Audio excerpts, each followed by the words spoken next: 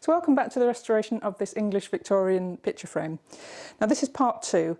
Part one, we removed the old bits of bodgy restoration. I removed the old gold. Then discovered that there was another layer of restoration under that, so I had to scrape all the bole off because gold was underneath that and it was flaking off. So I'm now back to the original layer. I then took some moulds to create some Compo pressings to replace the missing decoration. I then repaired any missing gesso and then sanded that nice and smooth. So this is the stage we're at now, where I've got some Compo pressings that are solid. So they've had a few days to dry out. So now what I'm going to have to do is start attaching these pieces of Compo to the frame. This particular corner here, I want to make an intact corner, then take a mould of that and then use that mould to recreate all the other corners. So let's get on with that.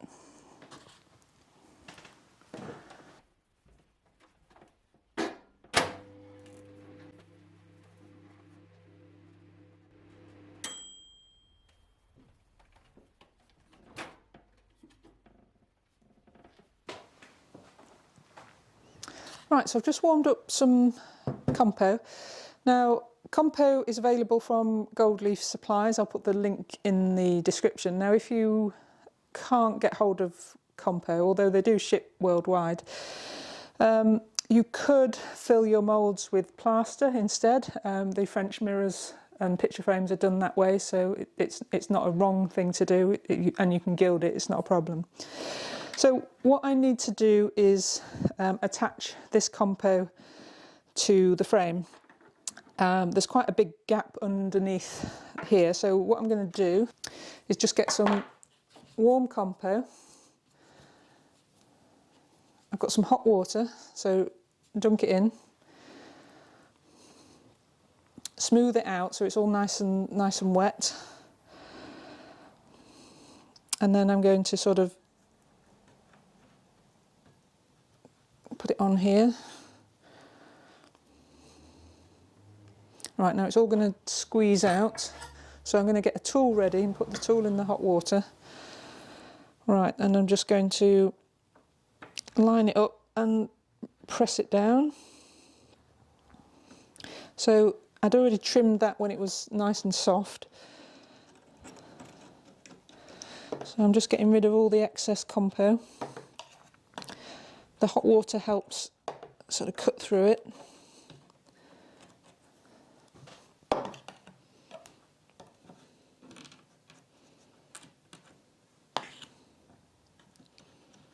It doesn't take long to harden off. So that's attached now, so I could turn the frame over. That won't come off. So I'm just going to smooth this back bit out. So I've got a nice transition between the decoration and the frame. I've got a chunk missing here. So I'm just going to fill that in with a bit of Compo. I'm going to have to build that up in stages, so I'm going to put a little bit there now, and I'll either build the rest up with some putty or put a bit more Compo in when that's set a bit more. So I've got gaps all around because it has shrunk a little bit. That's fine. I can fill those gaps in with some putty. So that's on there nicely. Just get rid of this excess water. Right, so now I've got this little flower, and that sits there. So I only need a tiny bit of Compo for that. So I'm just putting a little piece under there. Get it in the right position.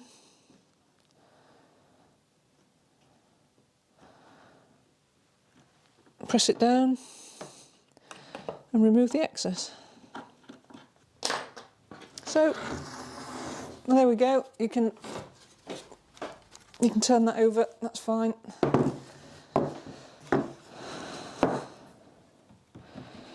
So let's do some of the others.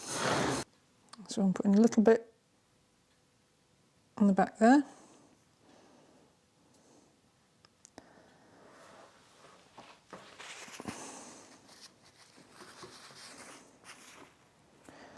And then just line it up,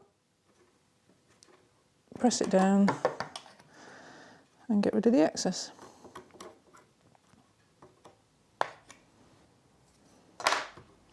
Right, so this really tiny little bit here, I'm actually going to stick that on with some glue.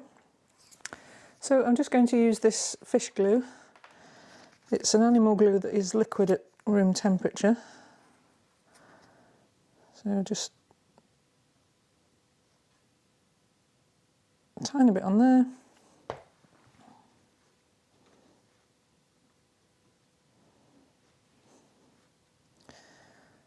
Just get rid of the excess. So now these bits of Compo are attached. On the bigger bits I've also nailed them down just to keep them extra secure. But they need tidying up. They don't come out the mould perfectly, so and they do shrink a little bit. So you just need to fill the gaps in. So I'm going to go back to the putty and fill everything in.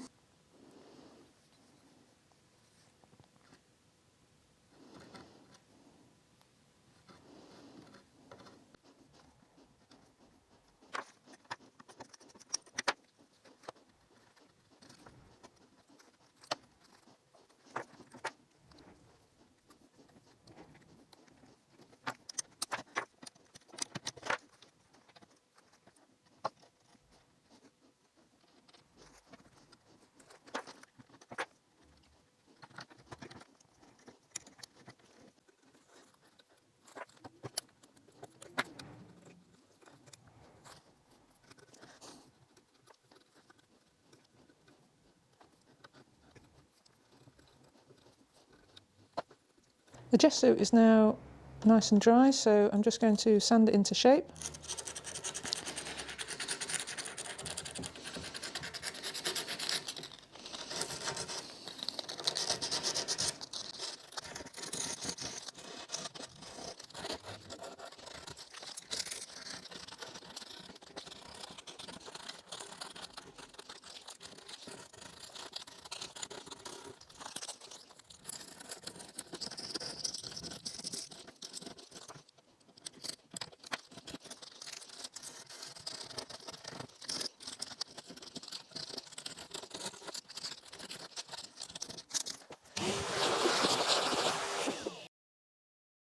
So all that gesso has been nicely sanded, so I've got this nice full intact corner.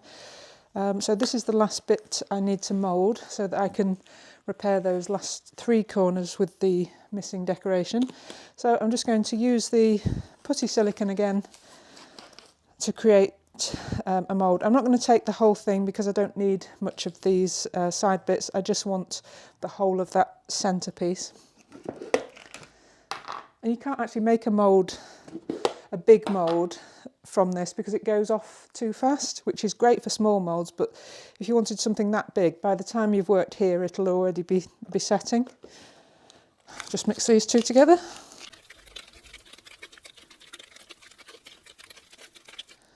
Right, there we go, we've got one nice solid colour.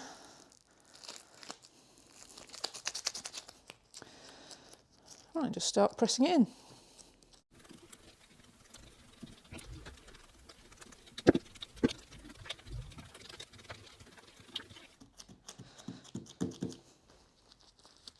Just let that set.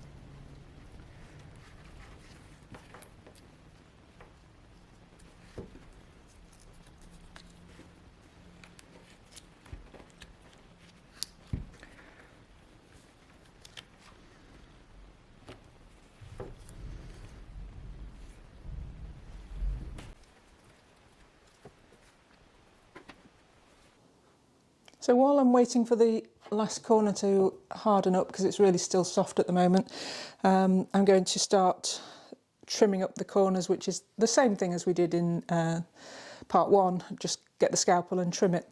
So this frame, all these repairs, has taken about 3.5 balls of Compo.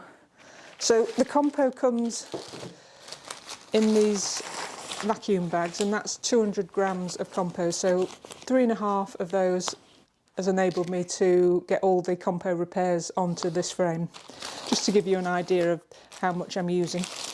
So I'm just putting it over the top, seeing what decoration is already there, and then just cutting that away.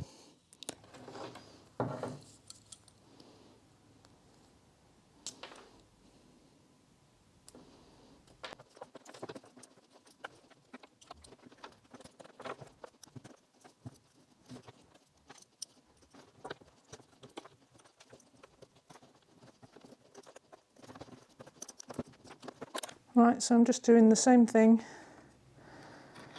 just sticking the big piece down. So I'm just going to attach it a bit more firmly with some nails.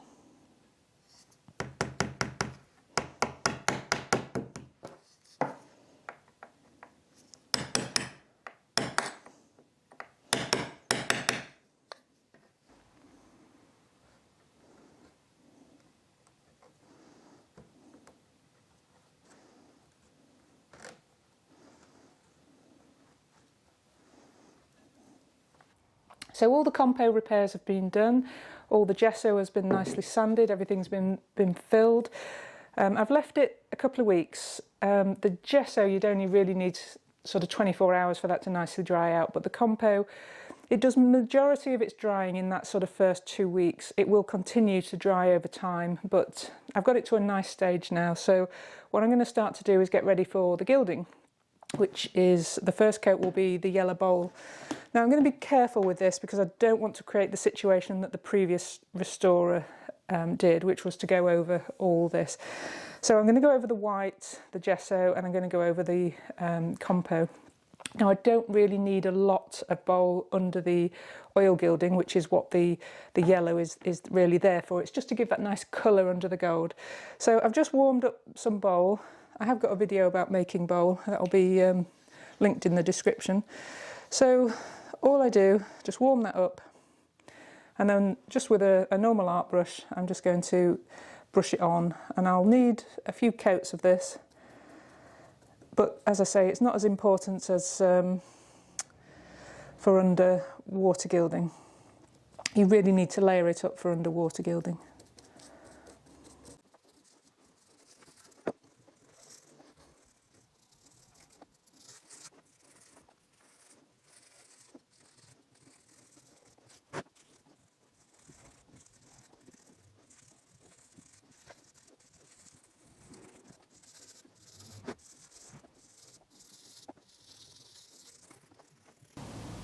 So that background yellow bole is all on there now. That's for all the oil gilding.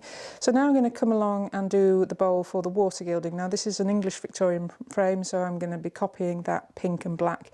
If this was French, I'd be using red. If it was Italian, I'd be using orange. But we are copying exactly what was there, so it's going to be the pink and the black. So I'm just going to follow exactly what was water gilded previously.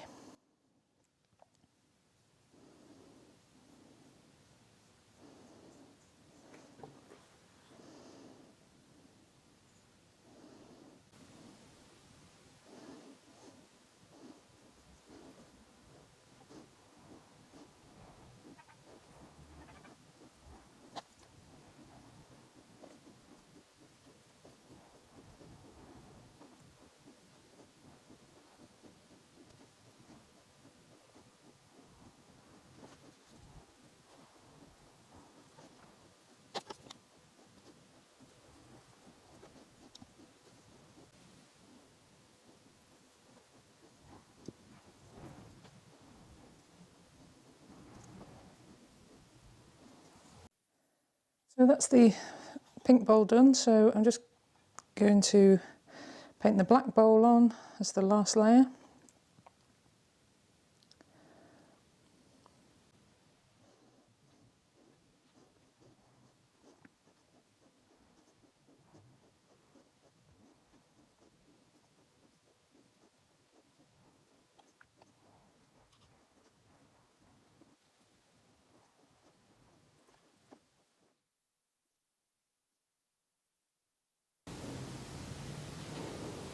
All the bole is now on the frame. I've just given it a quick polish with some wire wool. So we're starting with the water gilding, and you always start with water gilding and then you do the oil gilding after that. So I'm using 23.75 carat gold leaf. That's what you use on antiques. You don't need to go to 24, but if you start dropping down the carats, the colour changes and it doesn't really look like an antique anymore. So the first thing I'm going to do is I'm going to be starting on this corner here. So I want lots of little pieces of gold. So I'm just going to cut my gold into lots of little pieces. I'm currently filming an online gilding course as well as working and filming this. So as soon as that's finished, because I'm nearly there, I'll put the link in the description of all the videos on YouTube so that you can go and learn to water gild. That's the first one. Then I'll be doing oil gilding and then several others after that. If you want the recipe for the water, the lacquer that I'm using, that's in the description of Water Gilding for Beginners, and also it's obviously part of the really big water gilding course that I'm creating. So I want my gold onto my pad, so I'm using the knife.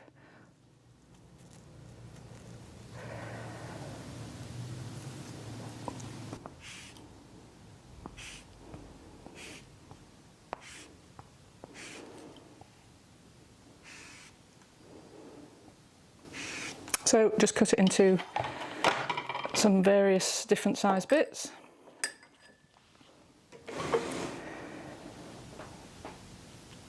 Where you want the gold to go, picking up a bit of oil off my skin.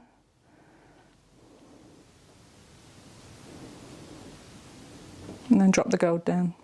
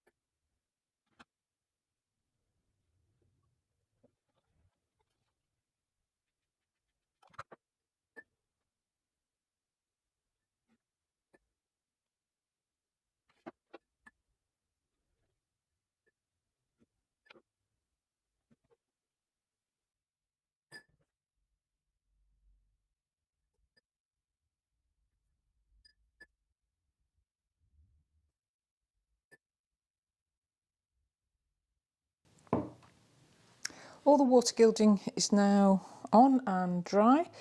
So the next stage is to burnish it. I'm using an agate stone. It's in the shape of a dog's tooth. This is my preferred burnisher for all shapes. So all you do, make sure it's nice and clean and just rub.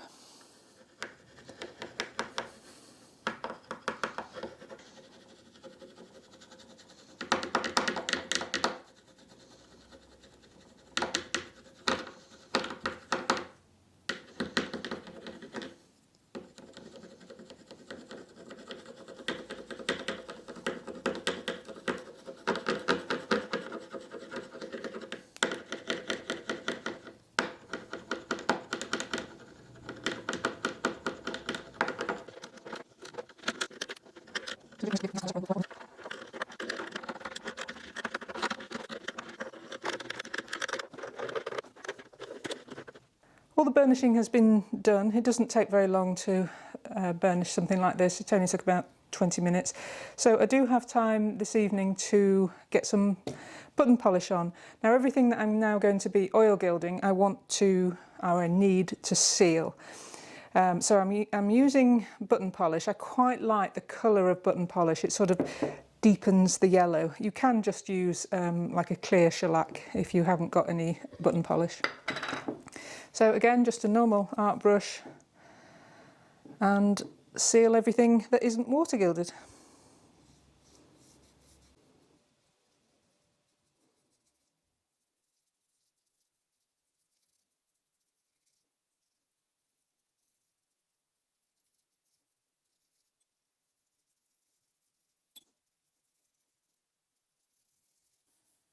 Button polish has nicely deepened off that yellow bole colour. It was very light and now it's just quite a nice yellow colour.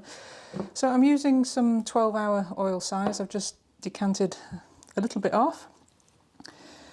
So I'm just going to brush that on. Now this is difficult because I'm brushing this onto a shiny surface and it's clear. So it is very easy to miss parts. Even after 24 years, I still miss bits. I try and do it sort of methodically, bit by bit, but even so, you can still miss bits. So hopefully I won't, but you always think that.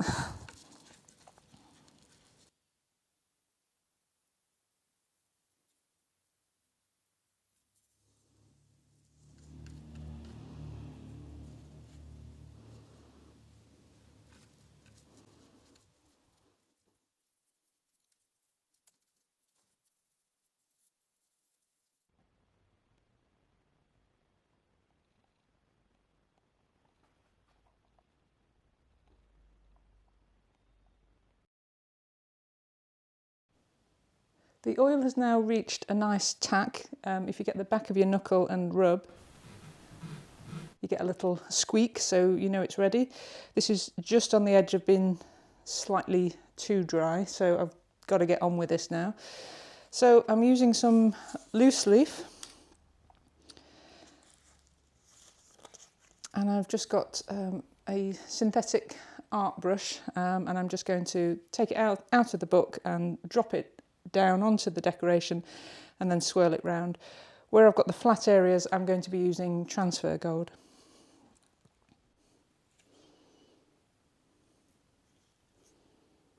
So I just get a sheet out, cover the area, and then pat it down. So the gold sort of bridges over the decoration, so then you come along with another piece and fill in.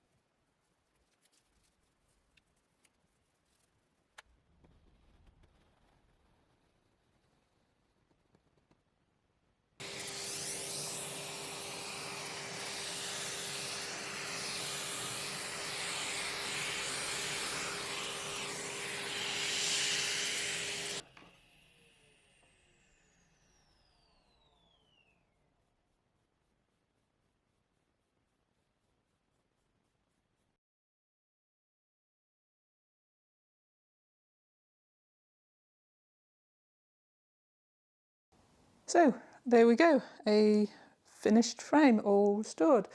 Now I know you want to see the ageing of the gold. That will actually be part of the online gilding courses.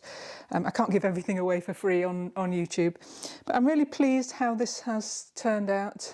The majority of the problems with this frame was actually previous old restoration, so people restoring it wrong, which created the problem. So whether it was big bits of bodgy decoration, that over bowling over the original layer which caused that bowl to flake. So it really is worth doing it correctly, because this is going to be good for another 100, 150 years, as long as it's kept well, as long as it's not over cleaned. Just sit it on a wall, get a little soft brush off any dust. That's all you need to do. Don't ever put a wet cloth near a gilded frame. So I'm really pleased with how this has turned out. Hopefully the customer will also be really pleased. He can get his painting back in there. And I hope you enjoyed watching this video.